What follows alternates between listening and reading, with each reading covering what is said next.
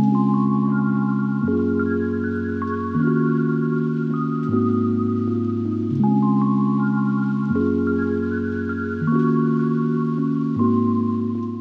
Hello welcome to iView entertainment. నేను miss Shravani.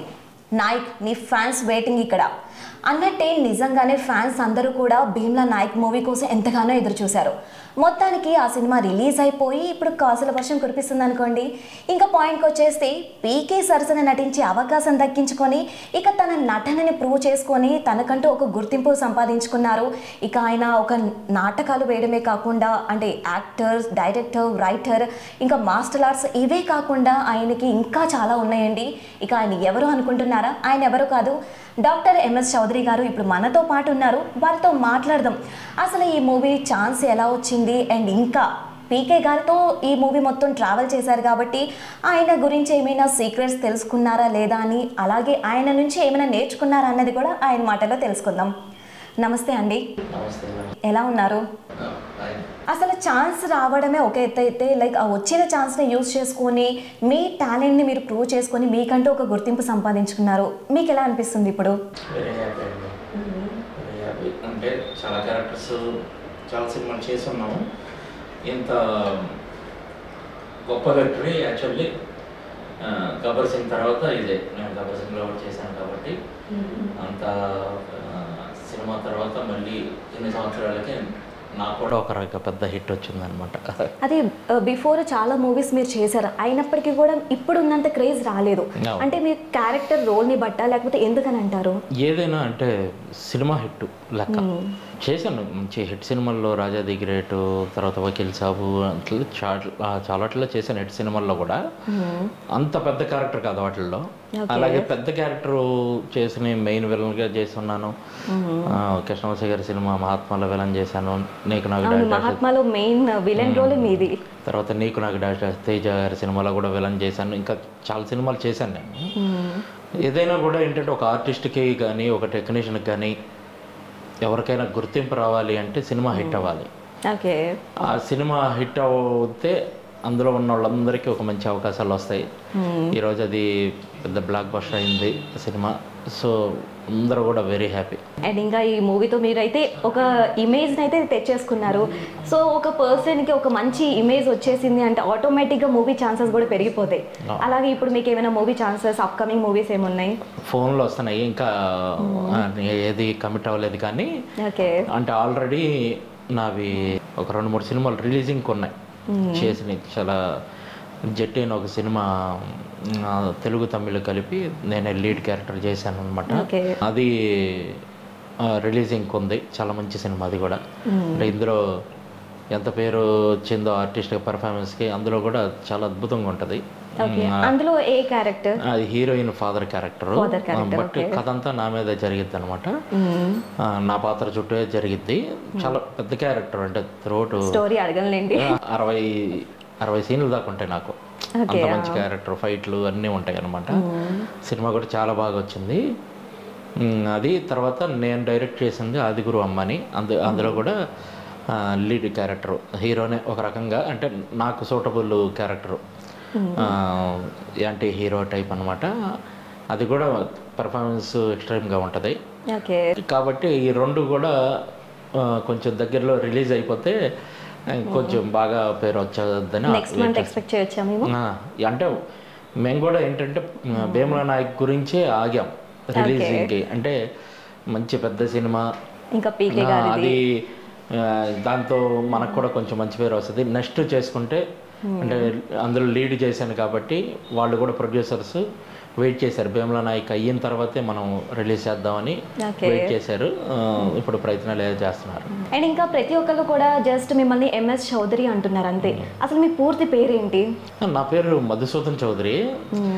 Actually ఏంటంటే థియేటర్లో అంటే చిన్నప్పటి నుంచి నేను డ్రామా రైటర్, డైరెక్టర్ని కదా. అట్లాగా షార్ట్ కట్లో అలవాటు అయిపోయింది. అందరూ ఎంఎస్ చౌదరి అట్లాగా థియేటర్లో వాటిలన్నిటిలో కూడా ఆ షార్ట్లో పిలవడం అలవాటు అయిపోయింది. అలాగే తెలిసాను నేను అందరికీ కూడా. నాకు కూడా కలిసి వచ్చినట్టు అనిపించింది. అలా కంటిన్యూ అయిపోయాను. అది. అండ్ ఇంకా ఈ మూవీలో చూసుకుంటే కనుక లైక్ సాంగ్ అంత ఇష్టం ఏందయ్యా సాంగ్, అసలు ప్రతి ఒక్కరు కూడా మూవీ రిలీజ్ అవ్వక ముందు రిపీటెడ్ గా ఆ సాంగ్ వింటూ ఉన్నారు. బట్ మూవీ చూస్తే మాత్రం సాంగ్ లేదు. మీకేమైనా తెలుసా ఎందుకు తీసేశారు అనేది? అంటే నేను అనుకోవడం ఏంటంటే సినిమా భయంకరమైన ఎమోషన్లో వెళ్ళిపోతుంది కదా, బ్రేక్ చేయడానికి లేదు అక్కడ. ఇద్దరి మధ్య వారు సీన్ బై సీన్ అట్లా వెళ్ళిపోతున్నప్పుడు మధ్యలో ఇంకా మళ్ళీ ఆ లవ్ సాంగ్ అది వేసామంటే గ్రాఫ్ డౌన్ అయిద్ది అనుకున్నారో ఏమో, నాకున్న పరిజ్ఞానం మేరకు అందుకని తీసేశారని అనుకుంటున్నా.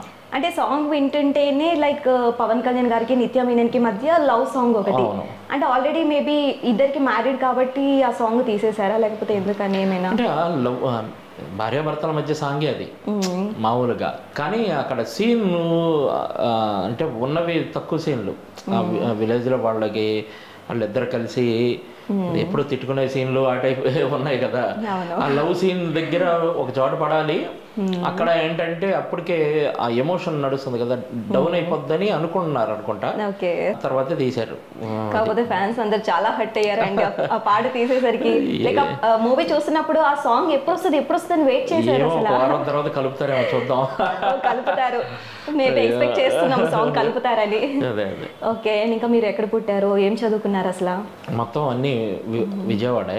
నేను చిన్నప్పటి నుంచి, అంటే మా ఫాదరు రైల్వే ఎంప్లాయ్ విజయవాడే కాబట్టి అక్కడే ఇదే. తర్వాత మా ఫాదర్ చనిపోయాక మా మదరు అక్కడే డ్యూటీ చేశారు. తర్వాత మా బ్రదరు సిస్టర్ అందరూ కూడా రైల్వే ఎంప్లాయీసే, విజయవాడే అనమాట. నా ఇన్స్టిట్యూషను, నా అసోసియేషన్ డ్రామా ఇది అన్నీ కూడా విజయవాడ నుంచే అన్ని చోట్లకి తిరిగేవాళ్ళం. అది మీరు నాటకాలు వేస్తారు, అసలు నాటకాలు వేయాలని మీకు ఎలా అనిపించింది, ఎప్పుడు అనిపించింది? అంటే స్కూల్లో ఉన్నప్పుడే స్టార్ట్ అయింది. స్కూల్లో ఉన్నప్పుడే యానివర్సరీకి అట్లా చేపిస్తారు కదా, అట్లాగా స్టార్ట్ అయినప్పుడే నేను బాగా చేశాను, అందరూ మెచ్చుకోవడం, ప్రైజులు రావడంతో వాటి మీద ఆసక్తి కలిగింది. తర్వాత స్కూల్ అయిపోయి ఇంటర్మీడియట్ జాయిన్ అయినప్పుడు కాంపిటీషన్స్ అవి ఉండేవి, చిన్న చిత్తగా కాంపిటీషన్లు. వాటిలో పార్టిసిపేట్ చేసి అప్పుడప్పుడు ప్రైజ్ రావడంతో కొంచెం వాళ్ళ టాలెంట్ ఉన్నట్టు అట్లా అనిపించింది. తర్వాత మా కాలేజీ కేబిఎన్ కాలేజ్ విజయవాడ, ఆ కేబిఎన్ కాలేజీలో అన్ని ఎక్స్ట్రా కరికులర్ యాక్టివిటీస్కి వాటికి బాగా ప్రిఫరెన్స్ ఇస్తారు. కల్చరల్ వాటిలో అది అక్కడ సెలక్షన్ చాలా కష్టంగా ఉంటుంది. అందులో సెలెక్ట్ అయ్యాను నేను డ్యాన్స్కి, అట్లాగే తర్వాత డ్రామాకి, ఇట్లాగా స్పోర్ట్స్కి అన్నీ. అక్కడ మంచి అవకాశం అనమాట నా బోట్ ఆర్టిస్టులకి. ఇప్పుడు సుడిగాలి సుధీర్ కూడా అక్కడే చదివాడు. ఇట్లాగా చాలామంది ఆర్టిస్టులు ఆ కాలేజీ నుంచి వచ్చారు. ఆ కాలేజీలో ఉండడం వల్ల మేమందరం ఎడ్యుకేషనే కాకుండా ఆర్టిస్టులుగా, స్పోర్ట్స్ మ్యాన్స్గా కూడా షైన్ అయ్యాం. మంచి అవకాశం ఉపయోగించుకుని దాని తర్వాత మనకి మంచి అవార్డులు, ప్రైజులు వచ్చాయి. ఫుల్ ఫ్లెడ్జ్డ్గా దాని మీద ఎక్కువగా ఆలోచిస్తున్నాం, దాని మీద ఎక్కువ కష్టపడుతున్నాం కాబట్టి కెరీర్ అటువైపే ఉంచుకుందాం అనుకున్నాను. ఆ టైంలోనే నాకు అసిస్టెంట్ డైరెక్టర్గా కోట రామకృష్ణ గారి సినిమాకి పిలవడం, అప్పుడు ఆ రకంగా గ్రాడ్యుయేషన్ పూర్తవగానే ఇటు రావడం జరిగింది. అండ్ ఇంకా కాలేజ్లోనే సుడిగాలి సుధీర్ కూడా మీ కాలేజ్లోనే చదివారన్నారు అంటే నాకు చాలా జూనియర్, చూస్తున్నారా? చాలా జూనియర్, అంటే ఒక కనీసం ఒక 4-5 ఏళ్ళు కనీసం జూనియర్ అయ్యి ఉంటాడు. సో ఇప్పుడు ఎలా ఉన్నారో అప్పుడు కూడా అలానే ఉండేవారా ఆయన? నాకు యాక్చువల్లీ తన కాలేజీలో, అంటే తనకన్నా ముందు ఇండస్ట్రీకి వచ్చా కదా నేను, నాకు ఆ కాలేజీలో ఉన్నప్పుడు తెలియదు. బట్ నా స్టూడెంట్లు ఆ కాలేజీలో అట్లా ఉన్నారు, తన బ్యాచ్మేట్స్ అట్లాగా చాలామంది ఆ కాలేజీలో ఉండేవాళ్ళు. ఇప్పుడు ఆడపిల్లలు కూడా చాలామంది ఉన్నారు. అలాగే నా స్టూడెంట్లు అవ్వడం,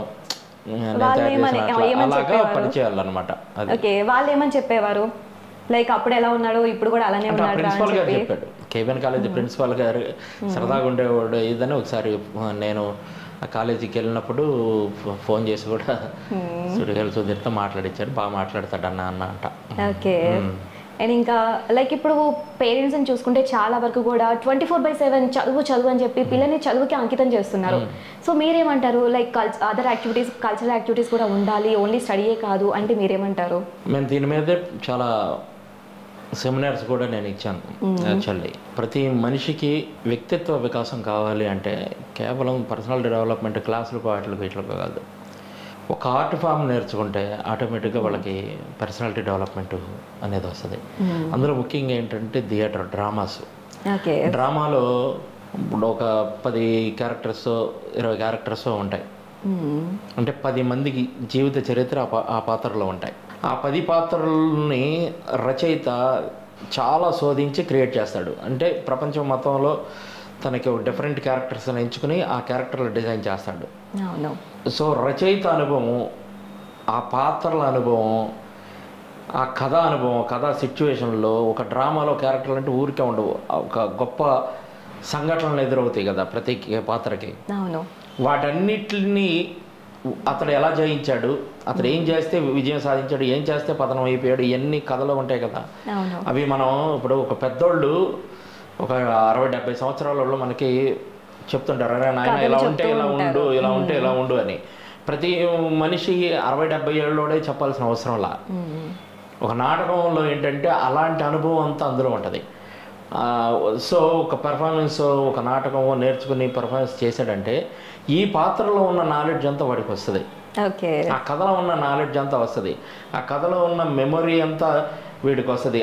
అలాగే ఒక మాట్లాడే తత్వం, ఒక డిక్షను, ఒక ఇంటర్వ్యూకి వెళ్ళినప్పుడు స్టేజ్ ఫియర్ పోవడం, ఇట్లాంటివన్నీ చాలా వస్తాయి. అది చాలా గొప్పగా పర్సనాలిటీ డెవలప్ అయ్యిద్ది.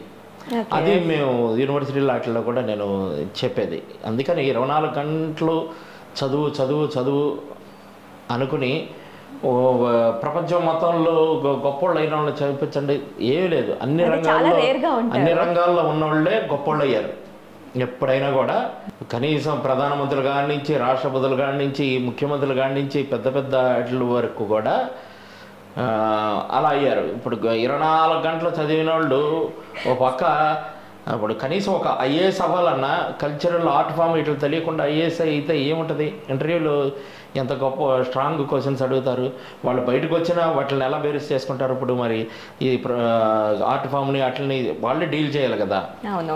ఈ నాలెడ్జ్ లేకుండా ఎలా చేస్తారు? అందుకని ఇది కంపల్సరీ ఉండాలి. ఓన్లీ ఎడ్యుకేషన్ అంటే కనీసం బస్ స్టాప్లో వదిలేస్తే బస్సు కూడా ఎక్కి రాలేరు. ఎందుకని లైఫ్ ప్రాబ్లమ్స్ని అస్సలు సాల్వ్ చేయలేరు.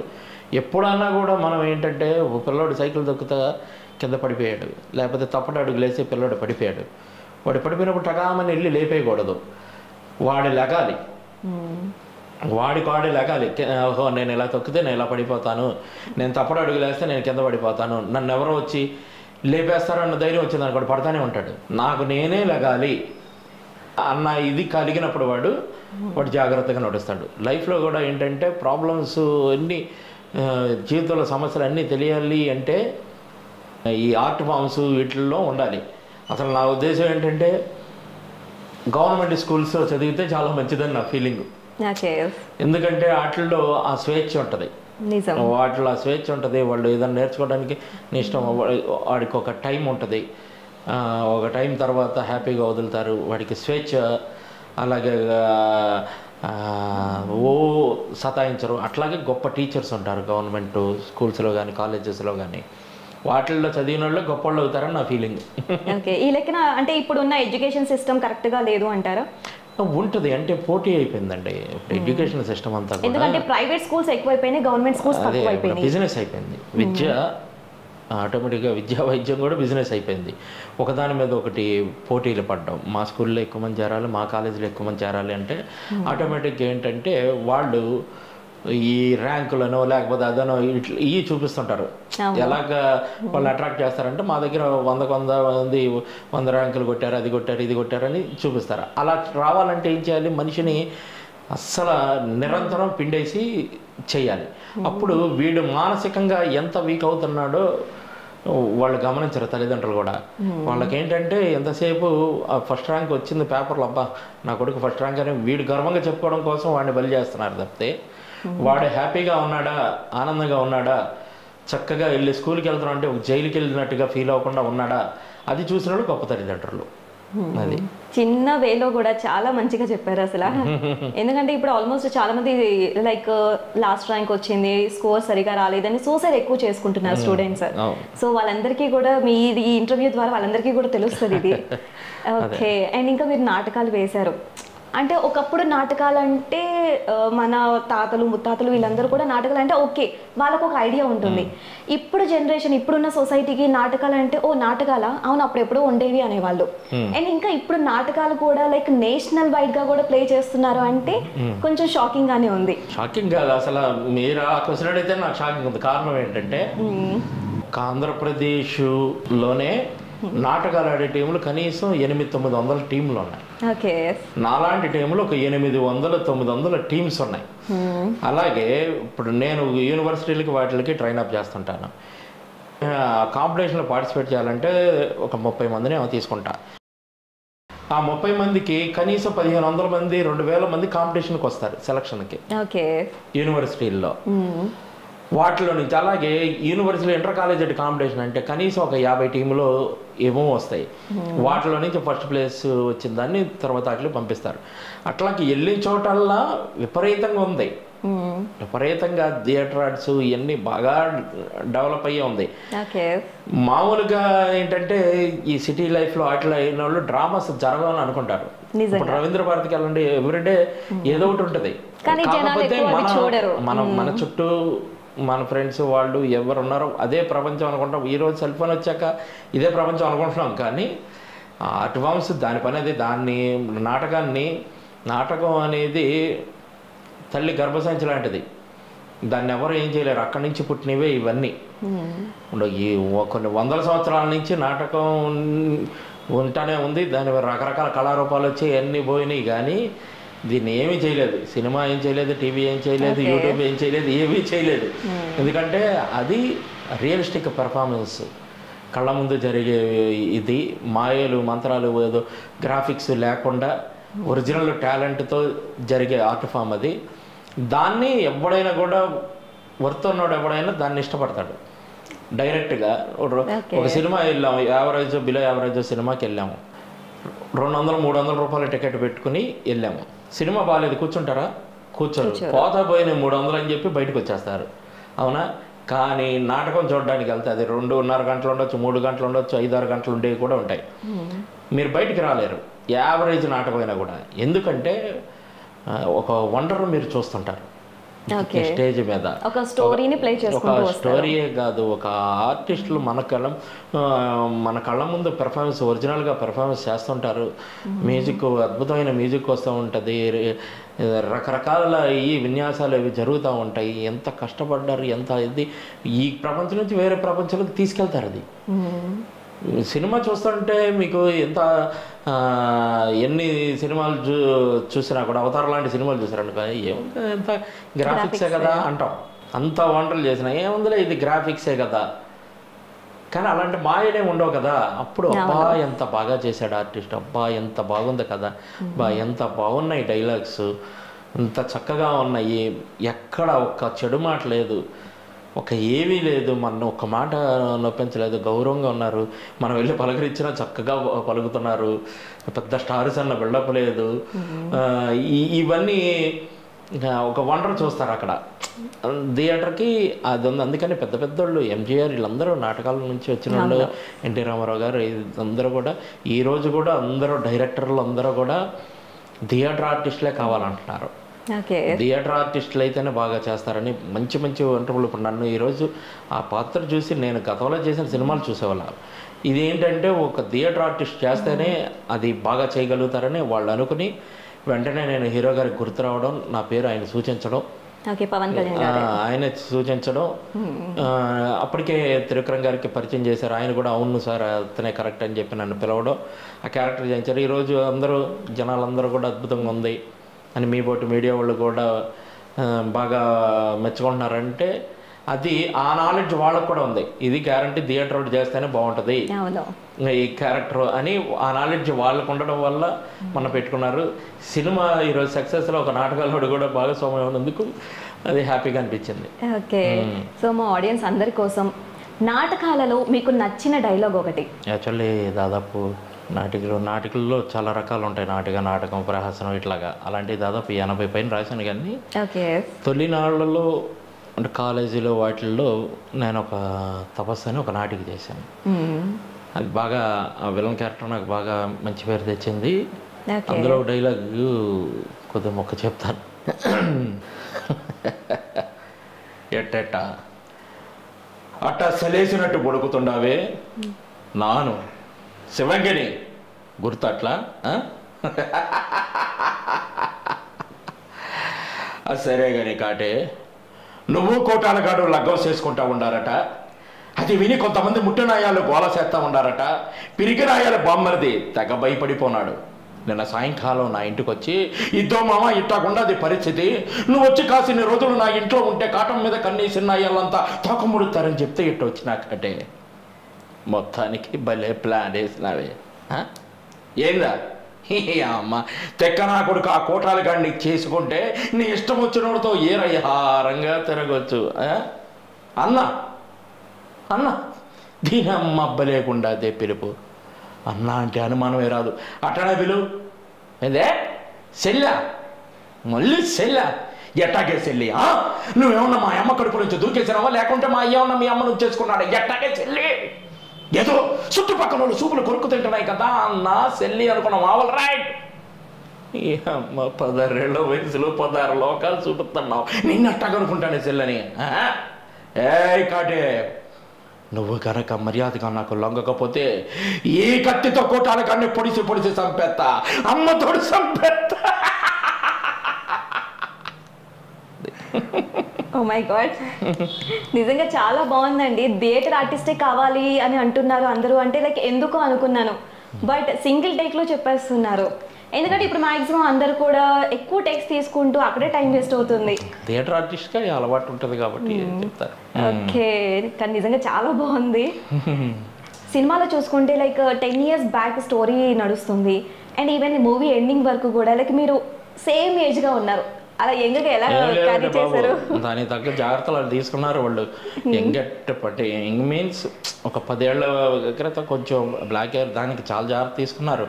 హెయిర్ అంటే ఏజ్డ్ ఇది రెండు కూడా దానికోసం సపరేట్గా మేము జుట్టు గడ్డాలు పెంచి కనీసం కత్తిరి కూడా పెట్టకుండా పిచ్చోళ్ళకి తిరిగాను ఆ సినిమా అయిపోయే వరకు. అంత జాగ్రత్త తీసుకున్నారు. అసలు నా క్యారెక్టరు నా డ్రెస్ కాడి నుంచి అన్నీ హీరో గారే సెలక్షన్. అన్నీ గెటప్ అన్నీ సెట్ చేసింది ఆయనే. మెడలో ఎర్రకండు అవన్నీ ఆ జుట్టు అన్నీ అలాగ ఉండాలని ఆయనే సెట్ చేశారనమాట. చాలా మంది యాక్టర్స్ అంటే జస్ట్ ఏముంది వెళ్ళి మేకప్ వేసుకొని యాక్టింగ్ చేయడమే కదా అనుకుంటారు. కానీ అసలు యాక్టింగ్ అంటే దానికన్నా ముందు మేకప్ వేసుకోవాలి. దానికే చాలా టైం పట్టేస్తుంది. మీకు ఎన్ని అవర్స్ పట్టింది? నాకు అంటే డిగ్లామర్ చేయడమే కదా. ఏదో తీసుకొచ్చి మాకు అంత నల్లగా పూసేవాళ్ళు, హెయిర్ కట్లుగా బ్రౌన్ కలర్ వైట్ అలా పూసేసేవాళ్ళు. ఓ అందం కనపడదు కదా, బాగా ట్యాన్ అయిపోయినట్టు ఉండాలి అని చెప్పారు. అట్లాగా వాళ్ళకి ఒక రకంగా ఈజీ అనమాట. వాళ్ళు వచ్చే లోపల నేనే అట్లా పూసేసుకుంటా ఉండేవాడిని. అందంగా కనపడాలంటే కష్టం, కానీ దానికి ఏముంది. అదే మీరు director, writer, actor, martial arts ఇవే కాకుండా ఇంకా చాలా ఉన్నాయి. ఇప్పుడు మేకప్ మ్యాన్ కూడా అయిపోయారా? అంటే మేకప్ చేస్తాను, అంటే థియేటర్కి సంబంధించిన కొన్ని మేకప్లు అవి చేసేవాడిని. అట్లాగా అలవాటు. అంటే థియేటర్ ఆర్టిస్ట్కి అన్నిటితో బాగా సంబంధాలు ఉంటాయి.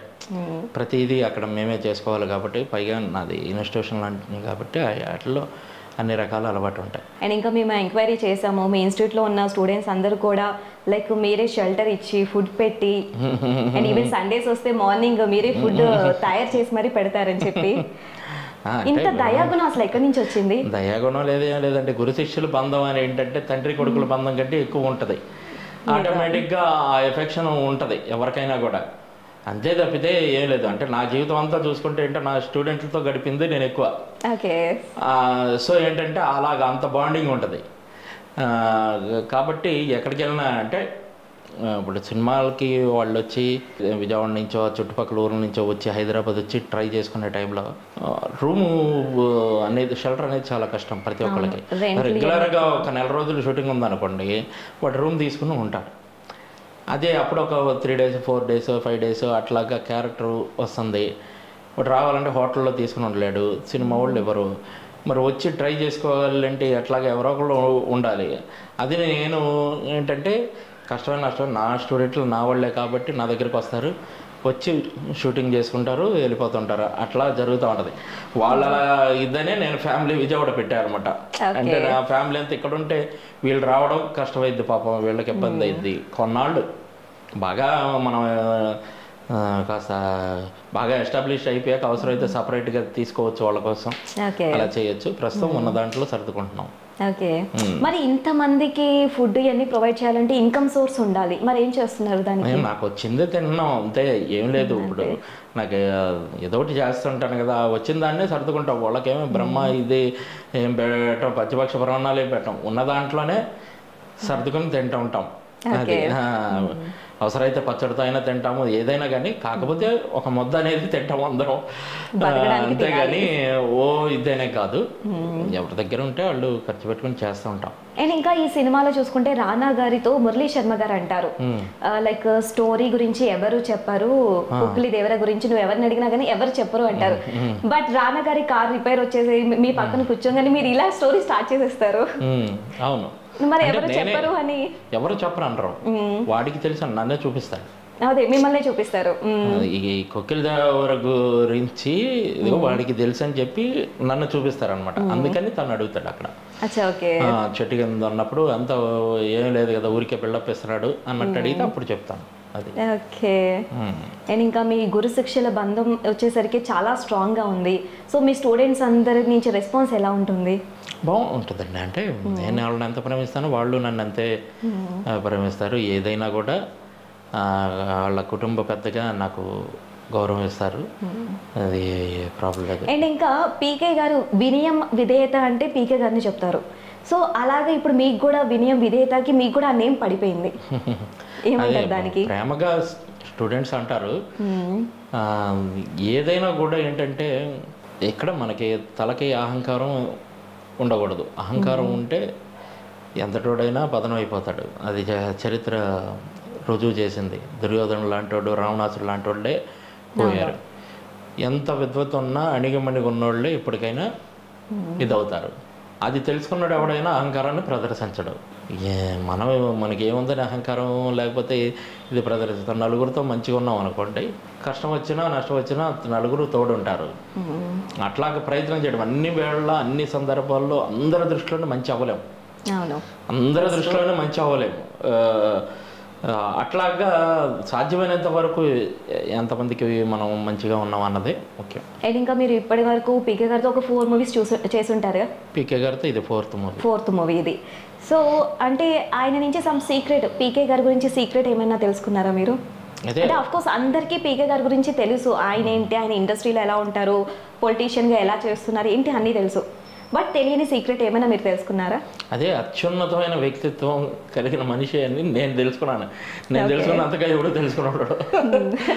నేను పైకి పిచ్చి ఏంటంటే నేనేమి ఆయన పార్టీ కాదు, ఆయన ఇది కాదు, ఏమి కాదు. యాక్చువల్లీ ఆర్టిస్ట్గా కూడా నేను ఆయన ఫ్యాన్ కాదు, నేను చిరంజీవి గారి ఫ్యాన్. అయినా కూడా నేను ఎందుకు చెప్తున్నాను, నాకు ఏదో క్యారెక్టర్ ఇచ్చారని కూడా కాదు. ఇవ్వకముందే నేను ఆయనతో వర్క్ చేసినప్పుడే నాకు అర్థమైంది ఆయన వ్యక్తిత్వం అయింది. గొప్ప వ్యక్తి, వండర్ఫుల్ హ్యూమానిటీ ఉన్నటువంటి వ్యక్తి. అది ఎవరిని అడిగినా చెప్తారు ఆయన గురించి. దగ్గరగా ఆయనతో కలిసి పనిచేసిన వాళ్ళు ఎవరిని అడిగినా చెప్తారు. ఓకే. అండ్ ఇంకా రానా గారు, నిత్యా మీనన్ గారు వీరందరితో కలిసి యాక్ట్ చేశారు. సో వాళ్ళందరి గురించి రానా గారు వండర్ఫుల్ పర్సన్. ఇందాక చెప్పినట్టుగా నిత్యా మీనన్ గారితో పెద్దగా సీన్స్ ఏమి లేవు. నాకు ఒక్కటే సీన్ ఉంది, అది కూడా చాలా దూరం నుంచి ఊరికే పలకరిస్తారు అంతే సీన్ కాబట్టి ఆవిడతో డైలాగ్ కానీ అది ఏమి జరగలేదు. తను కూడా అద్భుతమైన ఆర్టిస్ట్ కదా. ఇంకా రానా గారు ఈ మూవీ కోసం ఆయన తగ్గి చాలా పాష్ లుక్కి వచ్చేసారనమాట, యాటిట్యూడ్ మెయింటైన్ చేయడానికి. బ్రహ్మాండంగా క్యారెక్టర్ని పవన్ కళ్యాణ్ గారి ముందు నిలబడాలి ఆర్టిస్ట్ అంటే ఎంత రేంజ్లో చేయాలో అంత రేంజ్ ఆయన బ్యాలెన్స్ చేశారు. 100% ఇచ్చారంట. డెఫినెట్లీ. ఈరోజు హీరో గారికి ఎంత పేరు వచ్చిందో రానా గారికి అంత పేరు వచ్చింది. అది గ్రేట్. ఓకే. అయితే ఇప్పుడు మనం ఒక ర్యాపిడ్ ఫైర్ లాగా ఆడదామండి. అమ్మా బాబాయ్, అంటే సిల్లీ క్వశ్చన్సే, కానీ మీరు పెద్దగా టెన్షన్ పడేటట్టు అయితే ఏమీ ఉండవు. టెన్షన్ పడితే పాస్ అని చెప్తానులే. లేదు, పాస్ ఆప్షన్ లేదు, but you have to answer అనమాట. చెప్పండి. నాటకాలు మూవీ. ఈ రెండిట్లో ఏది చూస్ చేసుకుంటారు? నాటకమే నన్ను చూస్ చేసుకుంది. ఓకే. నాటకమే నన్ను నువ్వు కావాలరా బిడ్డ ఉంది, మనం వెళ్ళాము, తల్లిలాగా ఆదరించింది. అది. Okay, nice answer. డైరెక్టర్స్లో మీకు నచ్చిన డైరెక్టర్ ఎవరు? హరీష్ శంకర్ గారు ఫస్ట్ నాకు ఒక రకంగా టాలెంటే కాకుండా ఒక ఫ్రెండ్లీ నేచరు, ఒక రెస్పెక్ట్ ఇవ్వడంలో ఆయన బాగా నచ్చారు. తర్వాత ఇక నాకు త్రివిక్రమ్ గారు, కృష్ణవంశీ, ఈ ముగ్గురు బాగా ఇష్టం. ఓకే. పీకే గారిలో నచ్చే గుణం? ఆయన వ్యక్తిత్వం. ఓకే. అండ్ ఇంకా మీరు రైటర్, డైరెక్టర్, యాక్టర్ ఈ మూడిట్లో మీరు ఒకటే చూస్ చేసుకోవాలంటే ఏది చూస్ చేసుకుంటారు? అంటే యాక్టర్లో నాటకాలు కూడా ఇంక్లూడ్ చేసేసాను. నాకు మ్యూజిక్ ఇష్టం. మ్యూజిక్ ఇష్టం. సో సాంగ్స్ పాడతారా మీరు? కంపోజ్ చేస్తాను, రాస్తాను పాటలు. కోడి రామకృష్ణతో మీరు ఫస్ట్ ఛాన్స్ వచ్చింది. సో ఇలాగ ఛాన్సెస్ ఇచ్చే వాళ్ళు చాలా తక్కువ మంది ఉంటారు. అలాగా ఉన్న ఇండస్ట్రీ ఫీల్డ్లో హీరో కానీ లేదంటే డైరెక్టర్ కానీ వీళ్ళందరిలో మీరు ఎవరినైనా చూస్తున్నారా? అంటే మీకు ఫస్ట్ ఛాన్స్ ఇచ్చిన అంటే రామకృష్ణ గారు కాకుండా ఇంకా అలాగా ఛాన్సెస్ ఇచ్చేవారు? బాగా నాకు ఒక రకంగా అన్నం పెట్టింది రామోజీరావు గారు. ఈటీవీ సీరియల్స్ ఫస్ట్ నాకు ఫస్ట్ అంటే బాగా భయంకరమైన స్ట్రగుల్లో ఇంట్లో నుంచి వచ్చాము, ఇక్కడ బాధలు పడుతున్నాం, మళ్ళీ తిరిగి వెళ్ళలేము అనుకున్న టైంలో నాకు ఆర్టిస్ట్గా మంచి అవకాశాలు ఇచ్చి మంచి రెమ్యునరేషను ఆ డబ్బులతోనే నేను తినడమే కాకుండా మంచి మంచి నాటకాలు కూడా చేశాను. మంచి సీరియల్స్ అన్నీ బాగా రెస్పెక్ట్ ఇచ్చేవాళ్ళు ఈటీవీలో. మొదట అంటే మళ్ళీ ఆర్టిస్ట్గా నాకు నేను నిలబడగలనన్న నమ్మకం ఇచ్చింది ఈటీవీ వాళ్ళండి. ఓకే. అండ్ ఇప్పుడు ఉన్న హీరోస్ అందరిలో కూడా ది బెస్ట్ ఎవరు మీ పాయింట్ ఆఫ్ వ్యూ? పెర్ఫార్మెన్స్ పరంగానా? అంటే మేము థియేటర్ ఎక్స్పర్ట్లో కాబట్టి మేము ఎలా ఆలోచిస్తాం అంటే ఆ పాత్రకి ఎవరు ఎంత న్యాయం చేశారు అన్నది ఆలోచిస్తాం. అన్నిటికీ అందరూ ఒక సినిమా ఒక్కొక్కరు బాగా చేస్తారు, ఒక సినిమా బాగా చేయకపోవచ్చు. అట్లాగా సినిమాని బట్టి నాకు మారిపోతూ ఉంటుంది నా ఫ్యాన్. ఒక సినిమా చూస్తే ఇప్పుడు ధనుష్ అసురని చూస్తే ధనుష్కి ఇష్టపడ్డాను. అంతకుముందు మన విక్రమ్ది పితామహం చూస్తే అది ఇష్టపడ్డాను. అట్లా ఒక్కొక్క సినిమా మన రామ్ చరణ్ రంగస్థలం చూస్తే అది ఇష్టపడ్డాను. ఇట్లాగా నాకు సినిమాకి బాగా ఆర్టిస్టులు అవ్వరం కాబట్టి మనం కూడా అలా చూసినప్పుడు ఇష్టపడుతుంటాం. పలానా ఒక్కలనే ఏం ఫిక్స్ అవ్వాలా అదే. సో అంటే మీ చెప్పిన మాటలు చూస్తుంటే లైక్ క్యారెక్టర్ వైజ్గా లైక్ వాళ్ళ పర్ఫార్మెన్స్ని బట్టి వాళ్ళు బెస్ట్. సో కానీ చాలా మంది ఏంటంటే ఫ్యాన్స్ అందరూ కూడా లైక్ ఒక పర్టికులర్ హీరో అంటేనే మాకు ఇష్టం అని చెప్పి వాళ్ళ కోసం కోసేసుకోవడాలు, వాళ్ళ కోసం సూసైడ్ చేసుకోవడాలు ఇలా చేస్తారు. సో అలా చేసే వారందరికీ మీరు చెప్పే వర్డ్స్ ఏంటి? అంటే అది అలాంటి పిచ్చి పనులు చేయడం వల్ల వాళ్ళ హీరోకే బ్యాడ్ నేమ్ వస్తుంది. ఎప్పుడైనా కూడా మీకు నిజంగా భక్తి అభిమానం ఉంటే ఏం చేయాలంటే సేవా కార్యక్రమాలు చేయాలి. ఆయన పేరున చేస్తున్నారు. అలా కూడా కొంచెం మెచ్యూరిటీగా ఉన్న ఫ్యాన్స్ చాలామంది ఉన్నారు. పవన్ కళ్యాణ్ ఫ్యాన్స్ చాలా వరకు అలా చేస్తుంటారు. అవి చేయాలి. పక్కోడికి హెల్ప్ చేయడం ఇలాంటివి చేస్తే ఏంటంటే అది మంచిది. అలాంటి అభిమానం సమాజానికి కూడా అప్పుడు ఇబ్బంది ఉండదు. అలా ఉండాలి. కానీ చేతులు కోసుకోవడాలు, లేకపోతే టికెట్లు తొక్కిసలాట్లో చచ్చిపోవడాలు, లేకపోతే విధ్వంసాలు చేయడాలు, ఇంకొక ఫ్యాన్స్ మీద గొడవకి వెళ్ళడాలు, ఇట్లాగా ఇలాంటివి ఏంటంటే వాళ్ళ హీరోకే బ్యాడ్ నేమ్ వస్తాయి.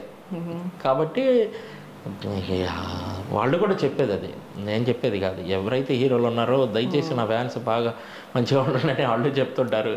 ముఖ్యంగా పవన్ కళ్యాణ్ గారు అయితే అవన్నీ అసలు వచ్చి ఫ్యాన్స్ గోడల మీద నిలబడి చూస్తూ ఉంటే మన మధ్య సారథి స్టూడియోస్లో జరుగుతున్నప్పుడు కూడా అజ్ఞాతవాసి టైంలో అందరు గోడలెక్కి కుర్రోళ్ళు, రోడ్డు ట్రాఫిక్ జామ్ అయిపోయింది అమీర్పేట దగ్గర.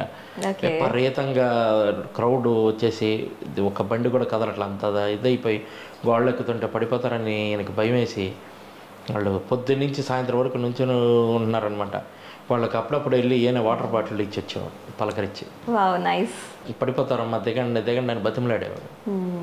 అట్లాగా ఆ టైపు వ్యక్తిత్వం పవన్ కళ్యాణ్ గారు. ఇలాంటివి చాలా చూశాను కాబట్టి ఆయన వ్యక్తిత్వం అంటే నాకు ఇష్టం. సో చూసారు కదండి ఫ్యాన్స్ అందరూ, కొంతమంది అయితే ఇలా చేస్తున్నారు. సో కానీ అట్లీస్ట్ ఇప్పుడైనా ఆయన మాటలు విని సో అలాంటి చేయకుండా ఒకవేళ చేసినా కానీ మీ ఫ్యాన్కే అది ప్రాబ్లం అవుతుందని కూడా అంటున్నారు.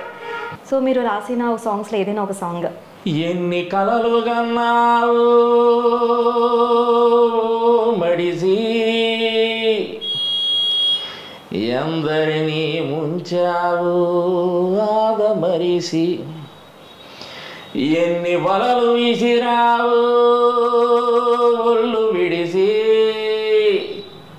గొంతలెన్ని తీశావు కుళ్ళు తెరసి, నీతి లేని నీడలోనే నిలకడగా నడిసేవు, మంచి లేని మార్గాన్ని తుంటరిగా ఎంచేవు, నీతి లేని నీడలోనే నిలకడగా నడిసేవు, మంచి లేని మార్గాన్ని తుంటరిగా ఎంచేవు, లోకమంత కాలుతుంటే మడిసి నువ్వు ముట్టనట్టు ముడుసుకుంటావు తెలిసే నవ్వు, లోకమంత కాలుతుంటే మడిసి నువ్వు ముట్టనట్టు ముడుసుకుంటావు తెలిసే నవ్వు, ఎన్ని కలలు కన్నావు మడిసి,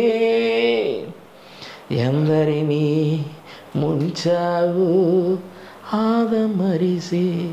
అది నైస్ అండి, చాలా చక్కగా పాడారు. Thank you. సో నిజంగా నైస్ మీటింగ్ యూ అండి. ఎందుకంటే చాలా నేర్చుకున్నాను కూడా, లైక్ అన్నీ ఉన్న మనిషి అణిగి మణిగి ఉంటారు అని చెప్పి అందరికీ కూడా ఇంకొకసారి గుర్తు చేస్తున్నారు. ఎందుకంటే ఇది పాత సామెతే, బట్ అందరూ మర్చిపోయి వాళ్ళకి నచ్చినట్టు చేసేస్తున్నారు. సో ఇంకా వెన్నుపోటు పోయడాలు ఇవన్నీ కూడా ఎక్కువైపోయినాయి. సో అవేమీ లేకుండా అన్నీ ఉన్న మనిషి అణిగి మణిగి ఉంటారని చెప్పి చాలా చక్కగా నేను కూడా నేర్చుకున్నాను మీ నుంచి. థ్యాంక్ యూ సో మచ్ అండి. Thank you. చూశారు కదండి ఇవాళ ఇంటర్వ్యూ డాక్టర్ ఎంఎస్ చౌదరి గారితో. సో ఆయన నుంచి నేనైతే చాలా నేర్చుకున్నాను. ఇది చూసాక మీరు కూడా చాలానే నేర్చుకుంటారు. ఈ ఇంటర్వ్యూ తర్వాత మరో ఇంటర్వ్యూతో మళ్ళీ మీ ముందుకు కలుస్తాను. ఏంటంటే వెళ్ళిపోతున్నారు, ఛానల్ని సబ్స్క్రైబ్ చేయడం మాత్రం మర్చిపోకండి. Thank you. Until then, bye bye.